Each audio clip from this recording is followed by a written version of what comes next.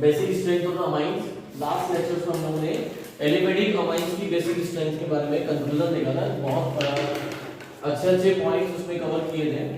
एक सबसे interesting phenomena आपको ये देखने को मिली, in case of the basic strength of the amines you have observed it, we can arrange the basic strength of the amines on the basis of three factor: inductive effect, static factor and solvation. और तीनों के base पे अलग-अलग order है और इन तीनों का combined effect यानी कंक्लूजन में हमने पढ़ा था मिथाइल अमीन के लिए अलग और इथाइल अमीन के लिए अलग। ये सारा एलिफेटिक अमीन्स की बेसिक स्ट्रेंथ के ऊपर था। आज जो पढ़ना है टॉपिक वो एलिफेटिक वर्सेस एरोमेटिक अमीन्स, दोनों को कंपेयर करना है और इससे रिलेटेड बेसिक से रिलेटेड कुछ अच्छे क्वेश्चंस यहां पर कवर करना है। सबसे पहले एरोमेटिक अमीन्स में आता कौन है? एनिलीन। एरोमेटिक अमीन में कौन आता है? एनिलीन।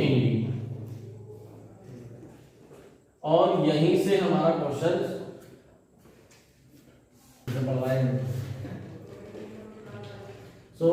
एरोमेटिक अमीन्स में कौन आ रहा है बेटा हमारा? एनिलीन। एलिफेटिक अमीन्स के दो ऑर्डर हमने देखे थे, मिथाइल अमीन के लिए अलग और इथाइल, बट उन सब में सबसे वीक कौन था? अमोनिया। अमोनिया सबसे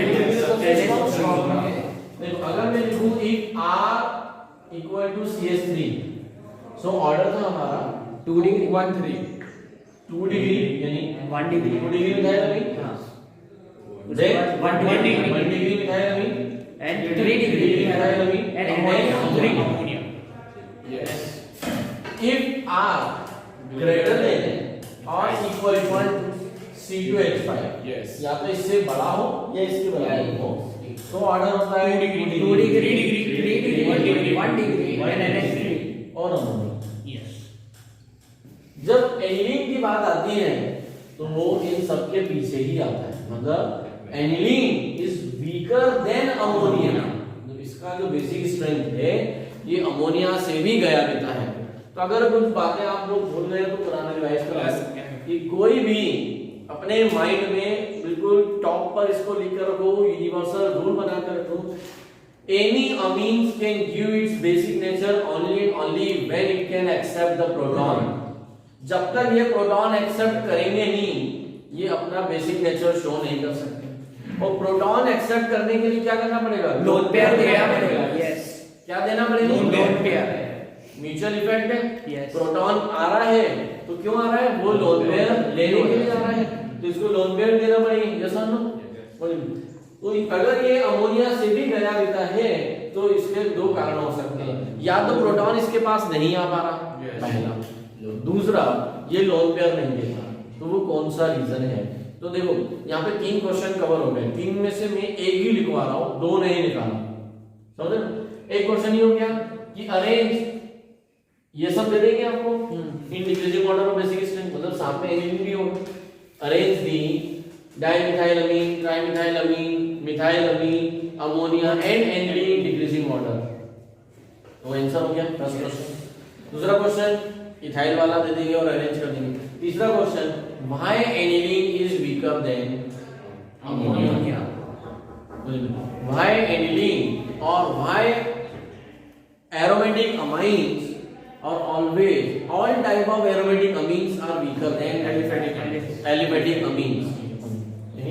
aromatic amines हमेशा aliphatic से वीक होंगे। उसका रीजन क्या है? तो ये ऑर्डर ध्यान रहेगा। अब इसका रीजन ना यहाँ पे आप reason in case of aniline, ये लोन पेयर कहां जाना थी? प्रोटॉन के पास। कहां से लेंगे? बेंजीन रिंग बेंजीन रिंग के अंदर, और जैसे बेंजीन रिंग के अंदर भी क्या हो गया? Resonating structure.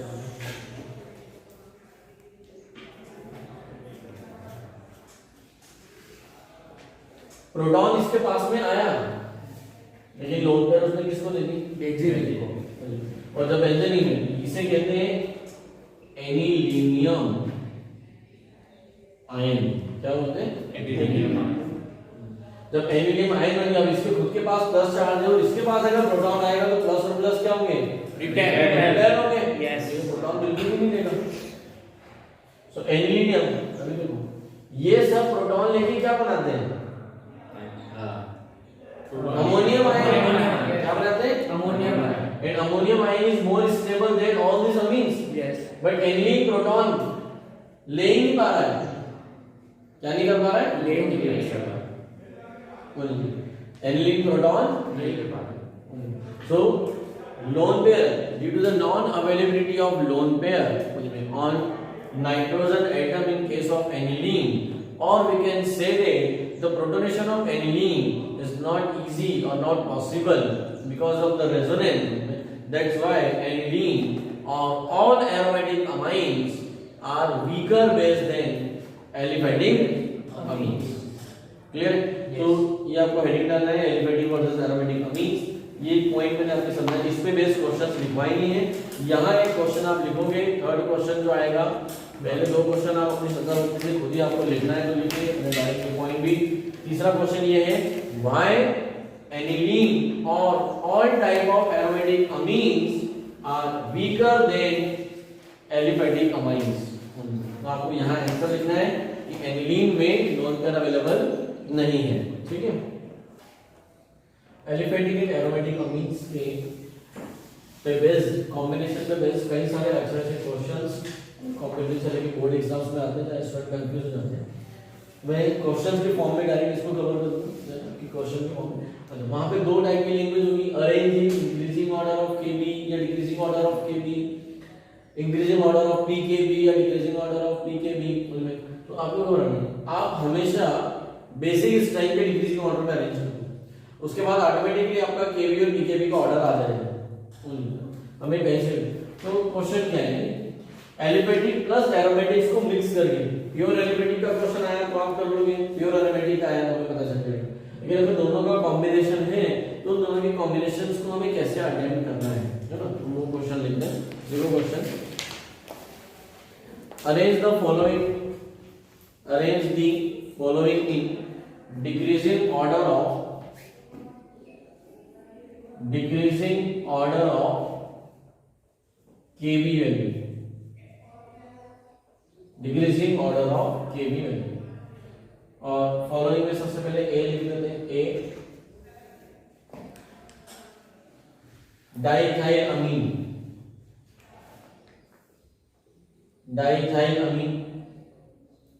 बी इथाइल अमीन,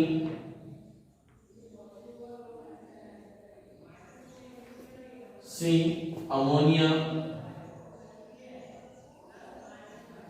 डी ट्राइथाइल अमीन,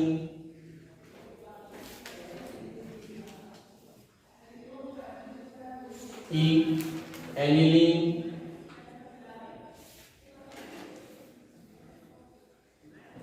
एफ बेंजाइल अमीन,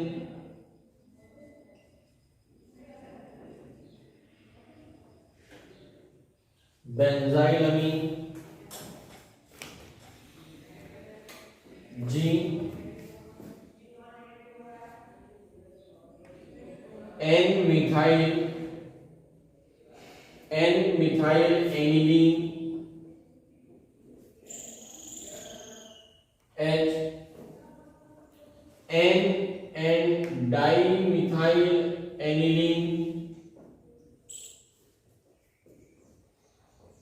एन डाइमिथाइल एनिलीन।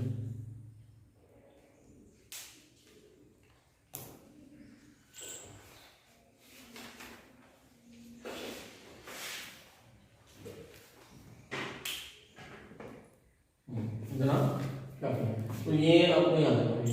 अभी क्या मैंने पूरा कंक्लूजन एक क्वेश्चन में कवर कर लिया।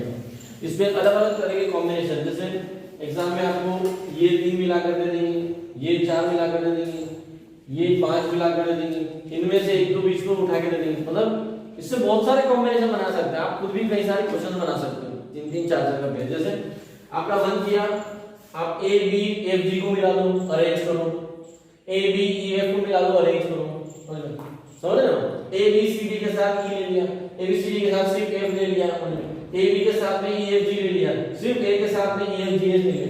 You can make a number of questions. आप हर तरह के अलग अलग क्वेश्चन बना बनाकर अपनी खुद की प्रैक्टिस कर सकते हो, और ऐसे ही कॉम्बिनेशन बना बनाकर बहुत सारे क्वेश्चन दिए।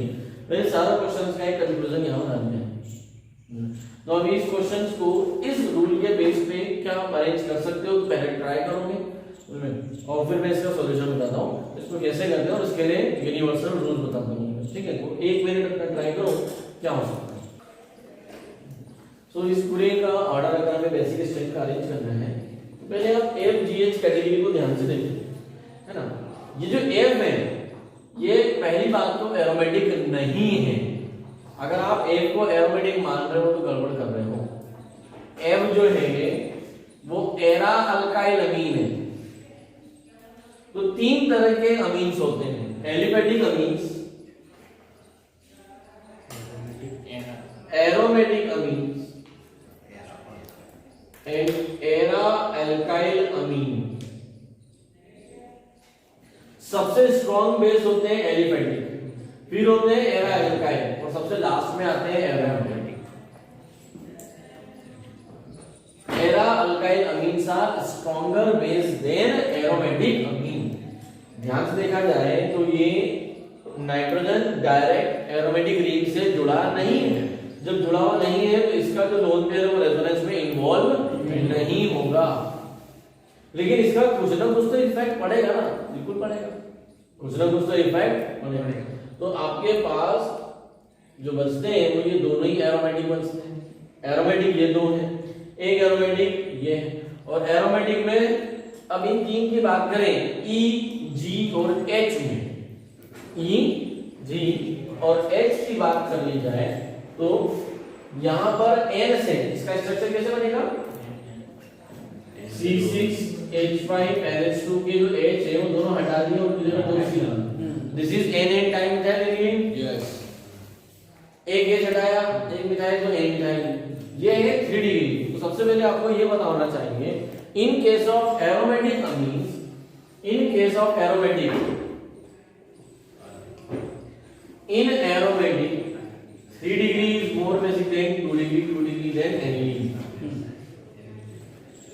है ना। अभी समझना भाई, लिखना मुझे यहाँ जितना फोकस करोगे आंसर से इंपॉर्टेंट है कॉन्सेप्ट। तो अगर मुझे E, G और H को अरेंज करना है तो मेरा जो ऑर्डर बनता है उसमें आएगा H, G, G and D। तो हमारा हो गया ये H, G और E। ये सबसे आखिरी का सेक्शन हो गया, एरोमेटिक खत्म हो गए।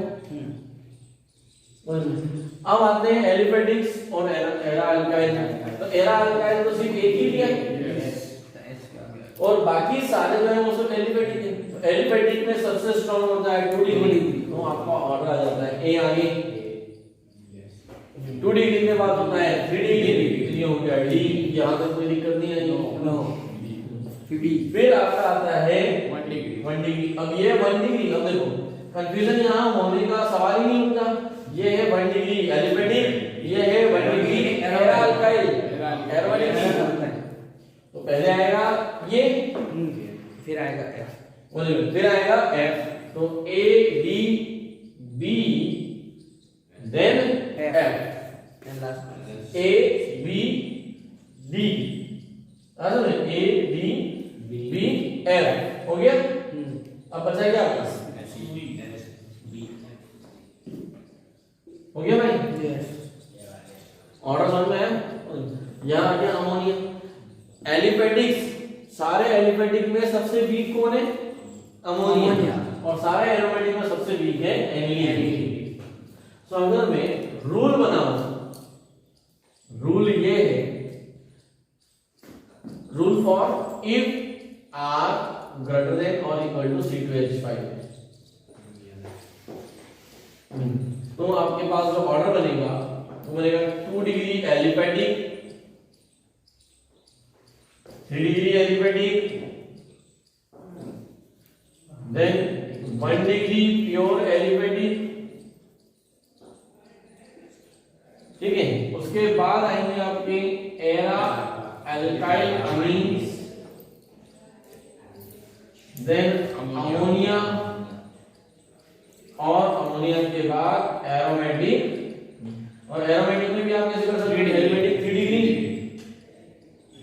Aromatic 3 degree amine, aromatic 2 degree, and then aniline. ये यूनिवर्सल रूल हो गया। अब यहाँ पर आपको एन की जगह कुछ भी लगा के दे दें, सपोज मान लीजिए यहाँ पर आपको एन डाई इथाइल दे दिया, एन डाई प्रोपाइल दे दें, कुछ भी दे दें, ये पीछे ही आएंगे। अगर ये आपको याद है, अगर यहाँ पर आर मिथाइल होगा तो पीछे कुछ भी चेंज नहीं होगा, सिर्फ आगे 1 आगे आ जाएगा और 3 पीछे जाएगा, बाकी सारा वैसा की वैसा रहेगा। तो रूल नंबर 2 लिख सकते हो कि R इक्वल टू CS3, ये ऑर्डर है। अरे भाषा समझ क्या इसको अगर आपने क्लियर कर लिया तो हर तरह की बेसिक स्ट्रेंथ के मैंने कहा है कि किसमें क्वेश्चंस दिए हैं, उनमें इन टेक्स्ट में सॉल्व भी है, अनसॉल्व भी है और एक्सरसाइज में भी है। बेसिक स्ट्रेंथ का इंक्रीजिंग डिक्रीजिंग पूछा जाता है, वो उनका पसंदीदा टॉपिक है, वहां आपको फोकस करना है। तो ये हो गया एलिफेटिक वर्सेस एरोमेटिक, जिसमें हमारा एरा अल्काइल भी कवर हो जाता है। ठीक है, ये CCH/CH2NH2 ये को ध्यान रखना है। क्लियर? अच्छा, इसमें अगर ऐसा कर दें C6H5CH2N और यहाँ पर अगर एक मिथाइल लगा दें तो 2 डिग्री हो जाएगा, वो एरा अल्काइल 2 डिग्री हो जाएगा, तो थोड़ा आगे आ जाएगा। यस, क्योंकि वो क्या हो गया 2 डिग्री, ये 2 डिग्री एलिफेटिक के बाद है। ठीक है, आया में वो आगे की तरफ पुश हो जाएगा। तो हमें ये ध्यान होना चाहिए। तो ये क्वेश्चन का आंसर ये रहा, लेकिन कॉन्सेप्ट यहाँ पर है R greater than or equal to CPH5, ये रूल आपको लिखकर रखना है। इसको अपने पास ध्यान रखोगे, इसको सामने रखो और फिर वो क्वेश्चंस करो, और नहीं बनते तो मुझे बताओ, तो ठीक है ना। आपको क्वेश्चंस करना है इस रूल को सामने रखकर, इंक्रीजिंग डिक्रीजिंग का जो क्वेश्चन दिया है अभी कि ये जो अरेंज किया है इसके, this is in decreasing order of KB, decreasing order of KB, and KB is inversely proportional to PK. अगर इसका सबसे ज्यादा केबी है तो पीके भी सबसे कम होगा। तो अगर मैं एरो चेंज कर दूं, ऐसे रखा तो वो हो जाएगा डिक्रीजिंग ऑर्डर ऑफ पीके, इसका हो जाएगा पीके। क्लियर है? यस। तो this is about the basic strength of aliphatic versus aromatic. Last condition व्यवस्था है वो है हमारा इफेक्ट ऑफ सब्स्टिट्यूएंट्स, तो वो भी देख लेते हैं, है ना। इसी के बाद में या इफेक्ट ऑफ सब्स्टिट्यूएंट नहीं कवर कर रहे थे तो हाथ हाथ देख लोगे। Effect of substituents specially aniline में देखा जाता है। अगर एनिलीन, आप सबको पता है कि plus sign is directly proportional to basic strength, yes, and minus I effect inversely proportional to basic strength. Yes, ठीक है। तो अगर एनिलीन में, यानी एक क्वेश्चन ही कर लेते हैं, aniline para nitroaniline and para methyl aniline, toluene का टॉलुइडीन। ठीक है। तो एनिलीन, पैरा मिथाइल एनिलीन और पैरा नाइट्रोएनिलीन, तीनों को अगर बेसिक स्ट्रेंथ में अरेंज करना हो तो ऑर्डर क्या हो जाएगा, ये ए, ये बी है और ये सी है। आंसर क्या आ जाएगा, सी बी ए और डी। यस, बी ए सी, यस, क्या हो जाएगा बी ए सी। मतलब प्लस आई इफेक्ट आने से क्या हो गया, बेसिक टेंशन बढ़ गया। तो पहले बी, फिर ए और फिर सी, क्योंकि NO2 क्या दे रहा है, माइनस आई। ये हो गया इफेक्ट ऑफ सब्स्टिट्यूएंट्स। ठीक है, ये किसका आ जाएगा, इफेक्ट ऑफ सब्स्टिट्यूएंट्स। क्लियर है? इफेक्ट ऑफ सब्स्टिट्यूएंट, यहाँ पे बेसिक स्ट्रेंथ पूरा फिनिश हो जाता है। तो ये सॉल्यूशन लिखना है, ये रूल लिखना है और इफेक्ट ऑफ सब्स्टिट्यूएंट ऐसा हेडिंग डाल ये क्वेश्चन लिख लेना है कि arrange the para nitroaniline, para methyl aniline and aniline in decreasing order of basic strength. ऐसा क्वेश्चन लेंगे आप डायरेक्ट अरेंज करेंगे। Clear? So second chemical property, chemical property का पूरा फ्लो चार्ट आप सबके पास है। इसमें सबसे पहली प्रॉपर्टी थी बेसिक कैरेक्टर, जो सबसे इंपॉर्टेंट है वही हमने हाईलाइटेड है, उसको पूरा डिटेल में दिया। अब आता है अल्काइलेशन। अल्काइलेशन से क्या मतलब है, हम पढ़ रहे हैं केमिकल प्रॉपर्टी किसकी, अमीन्स की। अमीन्स मतलब RNA या अमोनिया भी कह सकते हैं। तो अल्काइलेशन का मतलब होता है the process, the method in which hydrogen is replaced by any other alkyl group that is known as alkylation. मतलब इस H को हटाना है और एक R लगाना है, फिर और एक H को हटाना है और R लगाना है। देखो एक H हटेगा दूसरा R आएगा तो बन जाएगा 2 डिग्री, फिर और एक H हटेगा बन जाएगा 3 डिग्री। ऐसा क्या हमने कहीं किया था? Yes, ammonolysis, Hofmann ammonolysis. तो जो हॉफमैन अमोनोलाइसिस है, ध्यान रखना, इतनी प्यारी रिएक्शन है, वो मेथड ऑफ प्रिपरेशन भी है और केमिकल प्रॉपर्टी भी है। आ रहा है समझ? अगर उसे अमोनिया से शुरू करें, when ammonia react with methyl chloride, ध्यान रखना, तो क्या होगा? इसका एक HCl निकल गया और बन जाएगा CH3NH2 बन जाएगा। तो क्या बन गया? 1 डिग्री अमीन। यस। फिर इसी 1 डिग्री अमीन के हमने और एक मिथाइल क्लोराइड से रिएक्शन कराई थी, तो और एक HCl निकल गया। यहां से शुरू किया, प्रिपरेशन बन गई इसकी, और यहां से शुरू किया तो 1 डिग्री अमीन की केमिकल प्रॉपर्टी और 2 डिग्री अमीन की मेथड ऑफ प्रिपरेशन। तो इसको लिखने की आवश्यकता नहीं, आपको सिर्फ इसके अंदर डेफिनेशन लिखना है और ध्यान रखना है। तो लिख लो भाई इसकी definition. The process of replacement of hydrogen, the process of replacement of hydrogen atom of amine, the process of replacement of hydrogen atoms of any amines by any alkyl group, bracket में R लिख लेना, by any alkyl group, then it is known as alkylation, then it is known as alkylation। जो भी alkylation की definition, उसके नीचे next point करके लिख लो, Hofmann ammonolysis, Hofmann ammonolysis reaction is a alkylation reaction. Hofmann ammonolysis reaction is a alkylation reaction। जो Hoffmann एमोनोलाइसिस है, जहां अमोनिया का ब्रेकडाउन हो रहा है, वही अल्काइलेशन भी है। तो इसमें रिएक्शन लिखने की जरूरत नहीं है। आपको लिखना हो तो आप इसमें छोड़ सकते हो, बाद में लिख सकते हो, जब भी आप समझ ले वैसा। नेक्स्ट केमिकल प्रॉपर्टी आती है थर्ड, एसाइलेशन। क्या बोलते हैं? अभी RCO ग्रुप, इसे क्या कहते हैं? Acyl group. क्या कहते हैं? Acyl group. Acyl group. तो if hydrogen atom is replaced by acyl group, then it is known as acylation. देखो डेफिनेशन असाइलेशन का, if hydrogen atom of any amine, if hydrogen atom of any amine is replaced by acyl group ACY RCO dash है ना, acyl group, then it is known as acylation। अब वो कौन कौन है जो हमें acyl group प्रोवाइड कर सकते हैं? तो acylation के मैंने सब पार्ट फ्लो चार्ट में बनाकर आपको दिए हैं, तो जिससे आप उसको याद रख सकते हो। alkylation के बाद आता है acylation। तो acylation कितनों से कराया जा सकता है? असाइलेशन के सब पार्ट, सबसे पहला असाइलेशन फ्रॉम एसिड क्लोराइड, कुछ भी ले लें, यानी सबसे पहला है इसका पार्ट ए, इसका पार्ट इस रिएक्शन नंबर 3 का, इसको बोल दो 3A। रिएक्शन में RCOCl मतलब एसिड क्लोराइड, जब एसिड क्लोराइड से कराएंगे रिएक्शन करा के देख लेते हैं, RNH2 प्लस RCOCl, क्या हुआ? यहाँ से HCl बाहर निकल गया और ये से जुड़ गया, तो आपको जो प्रोडक्ट बन गया वो बन गया R, ये यहाँ जुड़ जाएगा, ठीक है, RNCOR ऐसा नजर आएगा आपको? यस।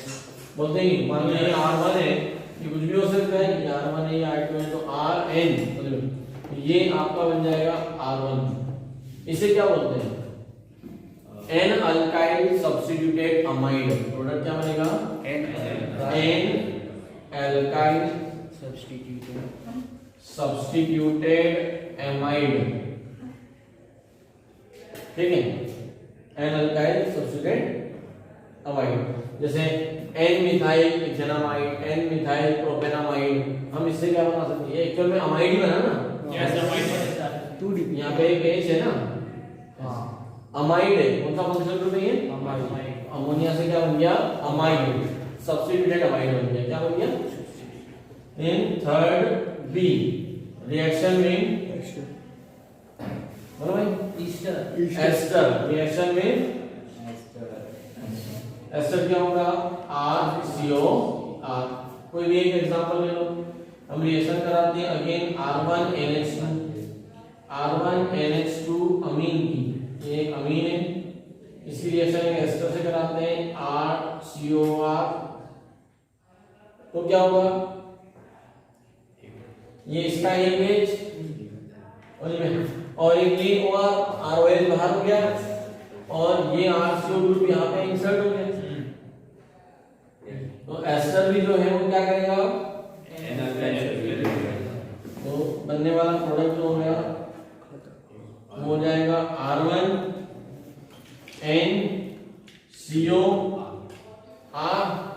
प्लस ROH बाहर हो गया।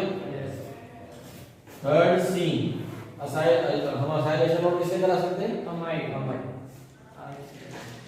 Acidic anhydride. Acidic anhydride flow chart में देखो, yes acidic anhydride, acid chloride है, एस्टर है और एसिडिक एनहाइड्राइड है। ठीक है, क्योंकि असाइल ग्रुप डोनर कौन है, एस्टर होता है, ये होते हैं, ये सब डोनर ग्रुप होते हैं। सो अभी एक from third C from reaction with acetic anhydride, वो रिएक्शन यहाँ स्पेसिफिक यहाँ बता दूंगा। थर्ड सी की रिएक्शन, कोई भी एक अमीन ले लो R1NH2, डायरेक्ट लिख देता हूँ इसको एक इलैबोरेट करने के बजाय। एक R1NH2 हमारे पास अमीन है, इसकी रिएक्शन एसिडिक एनहाइड्राइड से, इसको ऐसा लिख देते हैं RCOO। Okay, yes this is your acid anhydride. क्या हो गया ये एसिड एनहाइड्राइड।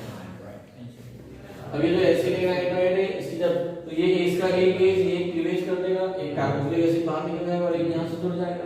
तो आपको जो प्रोडक्ट बनेगा वो बनेगा R1NCOR प्लस, समझ रहे हो, ये मान लो यहां से ब्रेक हुआ, यहां से ब्रेक हुआ और यहां से H गया, तो ये ग्रुप तो नाइट्रोजन से जुड़ गया और H इस O पे जुड़ गया। तो जब ये टूटेगा तो C पे क्या आएगा, प्लस, O पे क्या आएगा, माइनस, और नाइट्रोजन कौन है, नॉन इलेक्ट्रोनेगेटिव, वो देगा H प्लस और N पे क्या आएगा, माइनस, N के माइनस पे C का प्लस। ऐसा ही तो यहाँ पे भी हो रहा है ना, जब ये वाला ब्रेक होगा तो C पे प्लस, O पे माइनस, C पे जो प्लस है C का प्लस N के माइनस का टेक करेगा और जब यहाँ से H निकलेगा तो H प्लस फॉर्म में निकलेगा। अरे तो एक्चुअल में प्लस माइनस ही हो रहा है, बस आपको क्लीवेज कहाँ से हो रहा है वो ध्यान रखना है। और ये भी बन गया अमाइड, क्या बन रहा है अभी अगेन जो आपका बना वो क्या बना, substituted amide and substituted amide, plus क्या बाहर निकला RCOH कार्बोक्सिलिक एसिड। तो ये तीन टाइप के होते हैं असाइलेशन। अभी acylation with acid chloride, acylation with ester, acylation with acidic anhydride. ये सेम तीनों रिएक्शन हम R1 के साथ साथ AR से भी करा सकते हैं, मतलब एरोमेटिक अमीन भी ये रिएक्शन दे सकते हैं।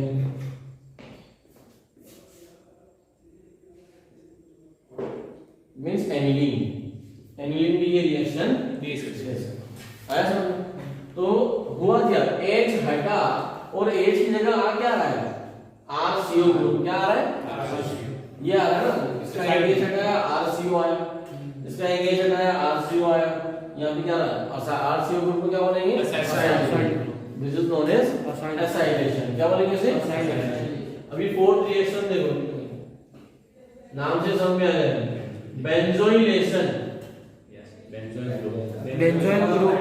अभी मैं क्या बोल रहा हूँ कि H हटाओ RCO लगाओ, अब मैं बोलूंगा H हटाओ C6H5CO ग्रुप लगाओ, बेंजोइल ग्रुप। तो किसको बेंजोइल बोलते हैं, benzoyl C6H5C double bond O, this is known as benzoyl group. क्या क्या बोलेंगे इसे? बेंजोइल। आर की जगह CCH5 हो गया तो बेंजोइल बोलेंगे। ठीक है, क्या बोलेंगे? If when hydrogen atom of amine is replaced by benzoyl group then it is known as benzoyl. और ऐसा किससे करा सकते हैं? ऐसा सिर्फ एक रिएक्शन से करा सकते हैं, ऐसा संभव है सिर्फ बेंजोइल क्लोराइड के साथ में। So when any amine react with benzoyl chloride मतलब C6H5 then it is known as benzoylation। और ये रिएक्शन कैसे होगी? कोई भी ले लो भाई, R1NH2 प्लस C6H5 COCl, क्या हुआ होगा? इसका H, इसका Cl, HCl बाहर निकल गया और ये यहां से जुड़ गया, आपका प्रोडक्ट बन गया R1N CO। इसे क्या बोलेंगे? N substituted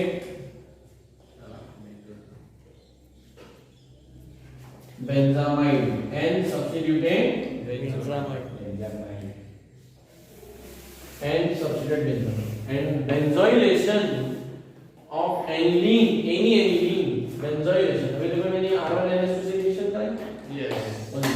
Benzylation is known as Schotten-Bowman reaction। ठीक है, ये नाम सिलेबस में नहीं है लेकिन कॉम्पिटिटिव में इस रिएक्शन को क्या बोला जाता है? ये कॉम्पिटिटिव वाले बोर्ड वाले ने कितना भाई? SCHOTTENBAUMA Schotten-Bowman reaction।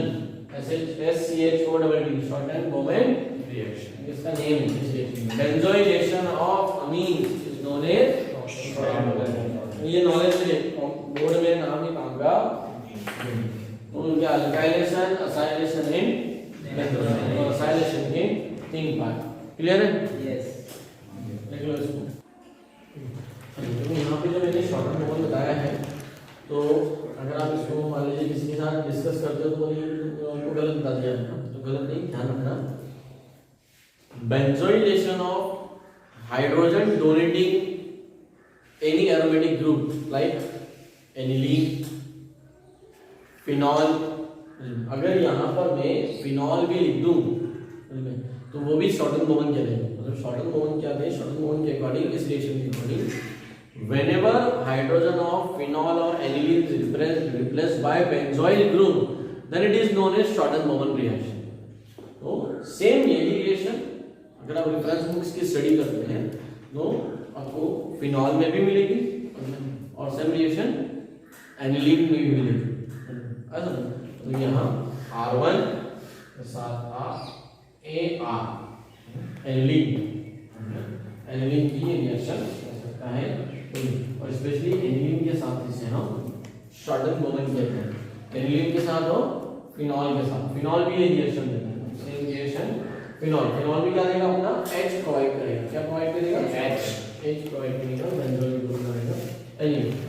Come to the next and the most important carbylamine reaction. इसका स्टेटमेंट भी दिखाना होगा। रिएक्शन बहुत काम की है, लिखी जाती है। When any primary amine bracket में लिखेंगे एलिफेटिक और एरोमेटिक, मतलब दोनों दे सकते हैं reaction. When any primary amine bracket में एलिफेटिक और aromatic bracket close reacts with chloroform in presence of alkaline medium,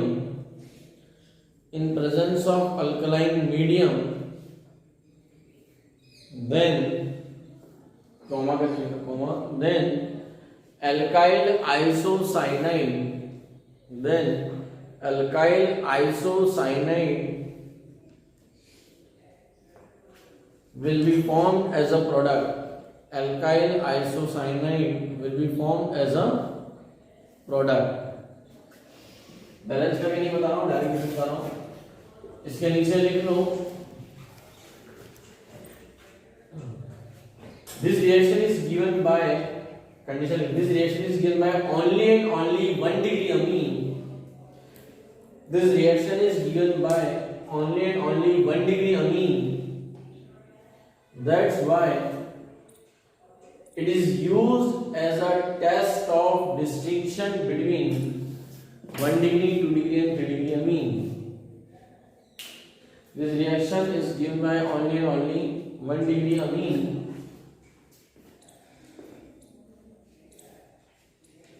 That's why it is used as a test of distinction between, test of distinguish between 1 degree, 2 degree and 3 degree. मतलब 2 degree और 3 degree गलती से भी ये reaction नहीं दे सकते, सिर्फ और सिर्फ कौन देता है? 1 डिग्री। लेकिन 1 डिग्री एलिमेंटिक और एरोमेटिक दोनों देते हैं। तो RNH2 plus CnCl3 in presence of KOH, alkaline chloroform, alkaline chloroform हमने कहाँ यूज किया था? Chemical properties of haloalkane। Alkaline chloroform same यही रीमर रिएक्शन, बस वहां पे इसके अंदर क्या था? फिनॉल था। अभी थोड़ी देर पहले ही मैंने यहाँ पे फिनॉल वर्ड यूज किया ना, आ रहा समझ में? When phenol react chloroform in presence of KOH then form salicylaldehyde, वहां भी CHCl की और भी KOH की मतलब फिनॉल आता है। यहाँ क्या बनेगा? RNC, क्या बनेगा? इसका एग्जांपल देखते हैं। मान लो ये रिएक्शन हम करा रहे हैं एनिलीन से, C6H5NH2 plus ClCl3 chloroform plus KOH, तो बन जाएगा C6H5NC। ठीक है, अरे बेंजीन आइसोसाइनाइड, अल्काइल आइसोसाइनाइड। और पूरी ऑर्गेनिक केमिस्ट्री में बोर्ड के पॉइंट ऑफ व्यू से देखा जाए आइसोसाइनाइड बनाने की 2 ही मेथड है, एक यहाँ कार्बिल हेलोअल्केन्स में और एक AGC केमिकल प्रॉपर्टी AGCN, जैसे याद आ रहा है? यस, वहां बनता है ना, 2 ही जगह आइसोसाइनाइड बनता है। आइसोसाइनाइड इंपॉर्टेंट है, आया समझ में? तो ये इसका एग्जांपल हो गया। दिस इज इसको कार्बिल अमीन क्यों बोलते हैं? कार्बिल अमीन के नाम से क्योंकि जो आइसोसाइनाइड है इसकी स्मेल आती है, इस कार्बलाइक स्मेल, इसका एक स्पेसिफिक स्मेल होता है, समझ में? उस स्मेल को के कारण से कार्बिल अमीन कहा जाता है। So isocyanide has a some specific smell, that's why the reaction is known as carbylamine. क्या बोलते हैं इसे? Carbylamine. तो लिख लो कार्बिल रिएक्शन लिख लो। So reaction with nitrous acid, nitrous acid मतलब HNO2। HNO2 को हम ऐसा भी लिख सकते हैं, आपने माइंड में इस चीज को क्लियर रखेंगे कि HO एंड डबल बॉन्ड, इसका स्ट्रक्चरल फॉर्मूला है। इसे ऐसे याद रखो, HNO2 है ना, यह फॉर्मूला HNO2 तो इस तरह से याद रखोगे तो बिल्कुल ज्यादा फायदेमंद होगा। तो ये HNO2 आएगा कहां से? और ये रिएक्शन ऑलरेडी हम पढ़ चुके हैं। अगर हेलोअरीन्स वाला चैप्टर खोलोगे और हेलोअरीन्स के नोट्स को देखोगे तो वहां पर बेंजीन डायज़ोनियम सॉल्ट बनाने के लिए और यूनिवर्सल रूल्स पाने के लिए इस रिएक्शन का इस्तेमाल किया था और कन्वर्जन में हमने इसको इस्तेमाल यूज भी किया है। ऐसा समझे? तो एलिफेटिक 1 डिग्री अमीन, अभी समझना लिखना कुछ नहीं है। Aliphatic Amin, any aliphatic 1 degree amine RNH2 react with NaNO2 in presence of HCl at 0 to 5 degrees Celsius, 0 to 5 degrees Celsius। तो डायरेक्ट क्या बन जाता है? अल्कोहल बन जाता है। अल्कोहल बन जाता है। क्या बन जाता है? अल्कोहल। अगर प्राइमरी अमीन है तो कैसे बन गया अल्कोहल? NaNO2 plus HCl आपस में रिएक्ट करें तो क्या बना? HNO2। क्या बना? HNO2। अब HNO2 को आपने कैसे लिखा है? ऐसा लिखा हुआ है। इसको ऐसा कैसा उठाओ, है ना? मैं इसको ऐसा OH साथ में, इसको ऐसा कैसा उठाओ और यहाँ रखो तो R के ऊपर OH आ गया, यस, N के ऊपर N आ गया और H2 के ऊपर O आ गया। तो बाय प्रोडक्ट क्या निकल गया? N2 plus H2O आएगा समझ में? यस। अरे बोलते ही नहीं भाई, ये क्या हुआ? Aliphatic primary amine. अभी मैं आपको इसका इंटरमीडिएट नहीं सिखा रहा हूं, उसकी जरूरत नहीं है ना, वो नाइट्रोलिक एसिड इंटरमीडिएट बनता है उनकी। बट अगर same reaction part B aniline के साथ दें, with aniline, reaction with aniline यानी aromatic amine, C6H5NH2 when reacted with NaNO2 HCl 0 to 5 degrees Celsius then diazonium salt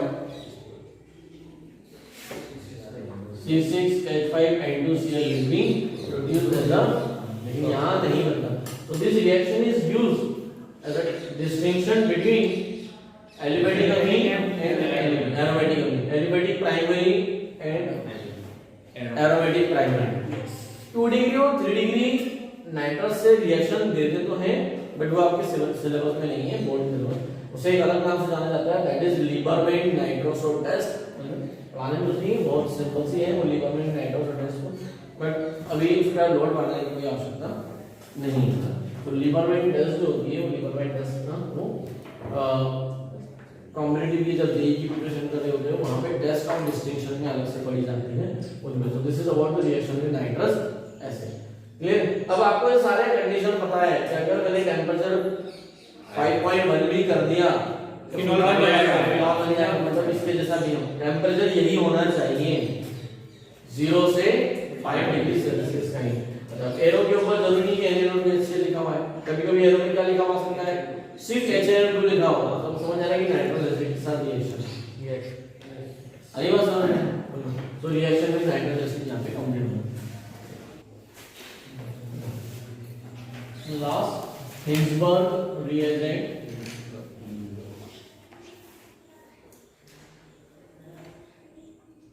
yes, most important है, board में पूछी जाती है सीधे 1 मार्क्स में. यही क्वेश्चन आया था कि what is Hinsberg reagent, direct सा क्वेश्चन आता है.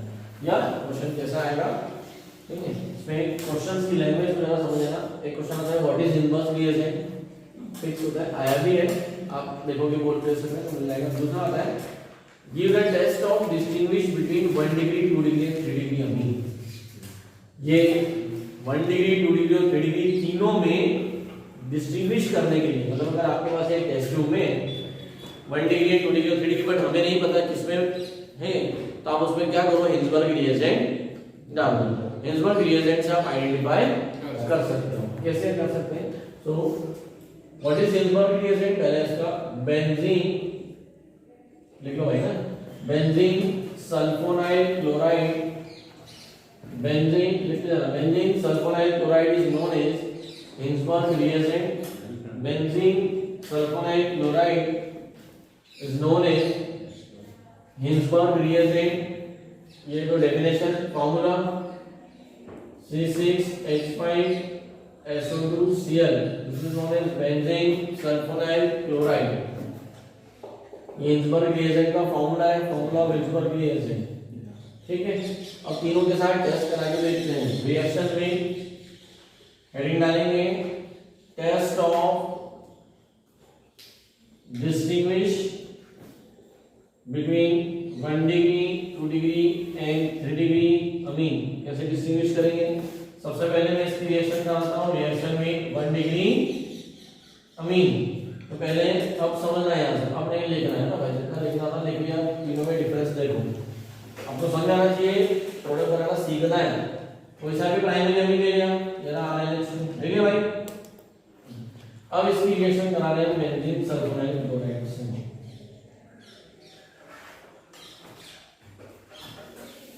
इसका H और इसका Cl, HCl बाहर आया तो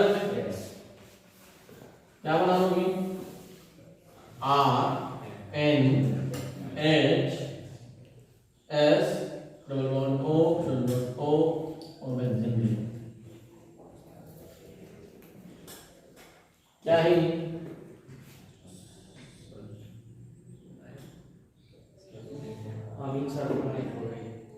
N alkyl benzene sulfonamide. Sulfonamide, amide होता है ना, अमाइड. देखो ध्यान से देखो, C की जगह बस क्या आ गया, S आ गया. CONH2, अरे को समझा ना. तो ये है N अल्काइल, N से अल्काइल जुड़ा हुआ है, बेंजीन सल्फोनामाइड. अरे बना क्या भाई, ठीक है। लेकिन इसमें नाइट्रोजन के पास एक हाइड्रोजन है, इस नाइट्रोजन के पास क्या एक हाइड्रोजन है। तो इसका जो हाइड्रोजन है ये जो बना है इट इज सोल्यूबल, इसमें सोल्यूबल है, सोल्यूबल इन अल्कली।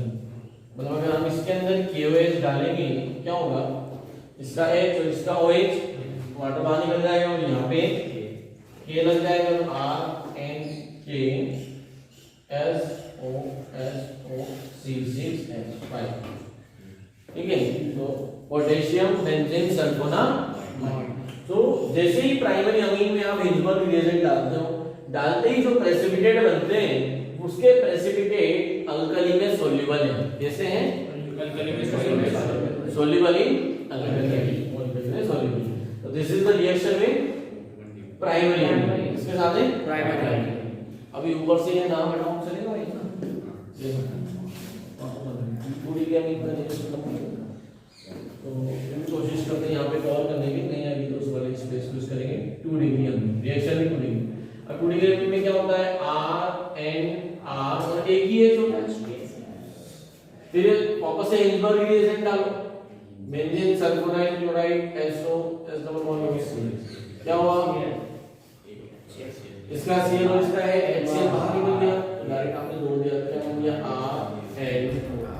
RNR बोलती yes,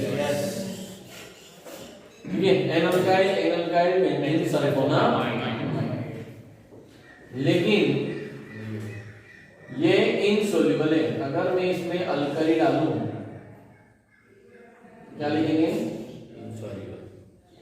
insoluble in alkaline medium या अल्कलीन, क्योंकि इसके पास एक्टिव हाइड्रोजन नहीं है। नाइट्रोजन से कोई हाइड्रोजन जुड़ा हुआ नहीं है ना, यहाँ पे था, आया समझ में। अब आ जाओ देगा ही नहीं, क्योंकि ऐसी नहीं है उसके बाद, इसके बाद ऐसी क्या होगा कहाँ से, ठीक है।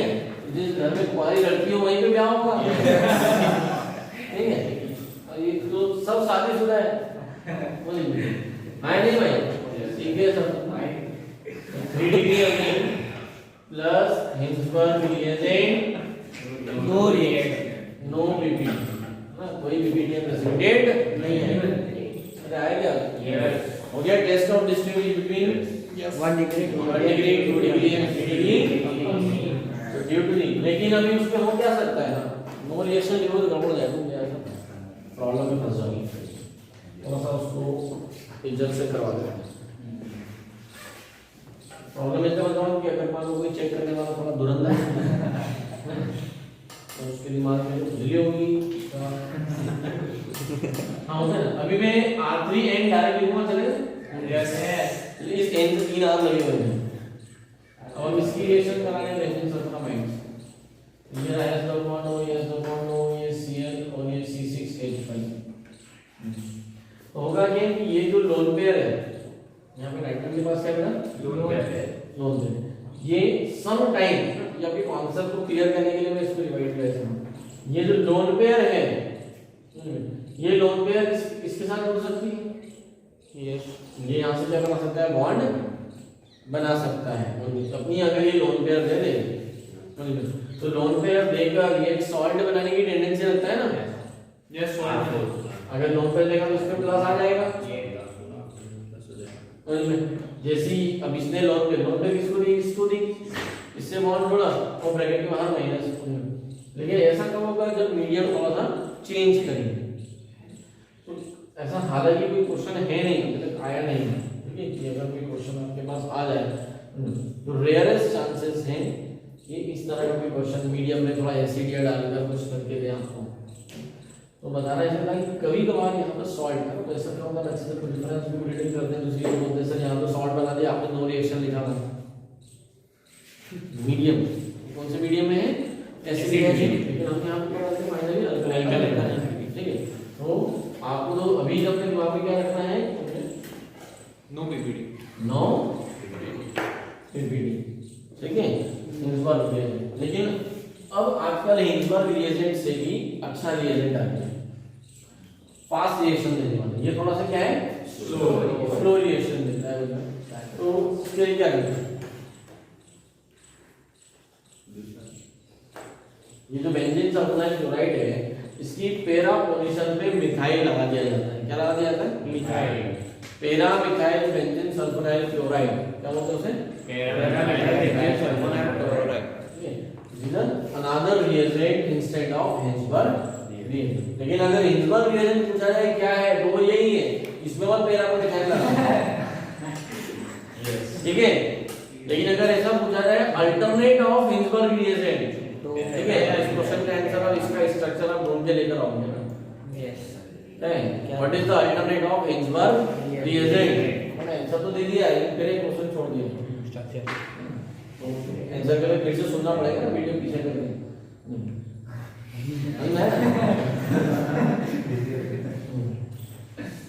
क्लियर है भाई? तो this is all about this chapter. यहाँ पे आपका ये पूरा चैप्टर फिनिश हो जाता है और डायगोनल सॉल्व करा दिया है। तो पढ़ाई डायज़ोनियम सॉल्ट पूरा कहाँ हो गया है, हैलोजेन की प्रिपरेशन को पढ़ाने से पहले ही पूरा diazonium salt with Sandler reaction, galvanic reaction, potassium iodide reaction, ठीक है, KCN, even benzene, fluoroboric acid, HBF4 के साथ रिएक्शन, ये सब हमने देखे हैं। और साथ में कपलिंग रिएक्शन भी आपको वहां पर बता दी थी। कपलिंग रिएक्शन क्या बनती है, डाई बनती है।